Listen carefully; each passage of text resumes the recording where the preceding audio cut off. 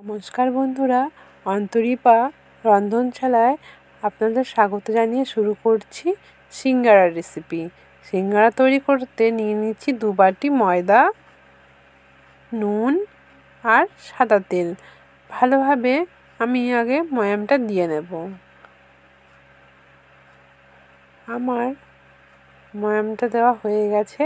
এবার আমি অল্প অল্প করে জল দিয়ে ময়দাটা ভালোভাবে মেখে নেব।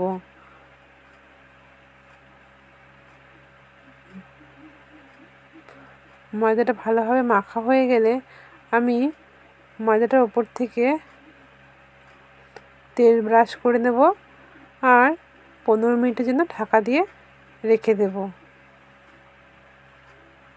এবার আমি আলুর পুরের জন্য সিঙ্গারা পুরের জন্য আলু কেটে নিয়েছি আর নিয়েছি ভাজা মশলার জন্য গোটা জিরে, গোটা ধনে আর শুকনো লঙ্কা।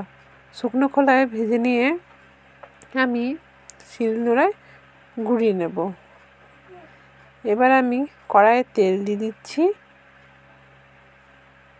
দিচ্ছি গোটা জিরে আর শুকনো লঙ্কা। এবার দিয়ে দেবো থেতো করা আদাটা একটু নেড়ে চেড়ে দিয়ে দেবো কেটে রাখা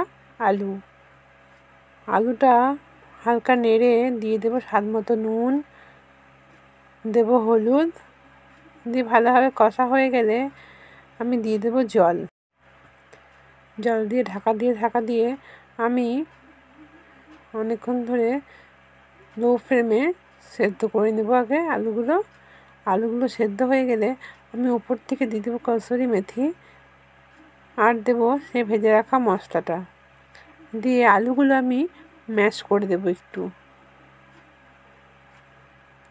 আমার তৈরি হয়ে গেছে আলুর পুরটা।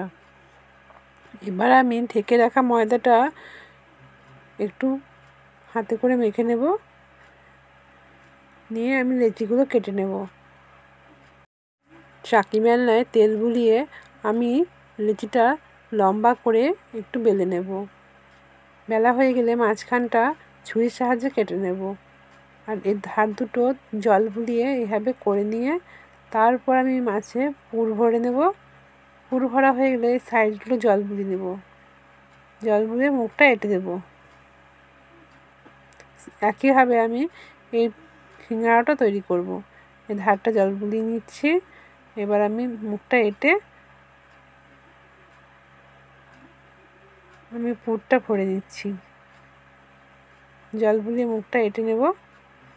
এইভাবে প্রতিটা সিঙ্গারা তৈরি করে নিচ্ছি। আমার সিঙ্গারা তৈরি হয়ে গেছে। এবার আমি কড়াইয়ে তেল দিয়ে দেব। তেলটা হালকা গরম হলে আমি সিঙ্গারাগুলো লো ফ্লেমে ভাজবো।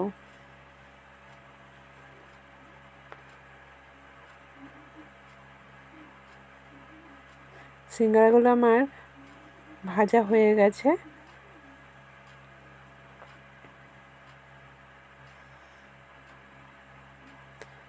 এবার আমি নামিয়ে নিচ্ছি। রেসিপিটা ভালো লাগলে আপনার বাড়িতে ট্রাই করবেন, লাইক, কমেন্ট, শেয়ার করবেন। টাটা।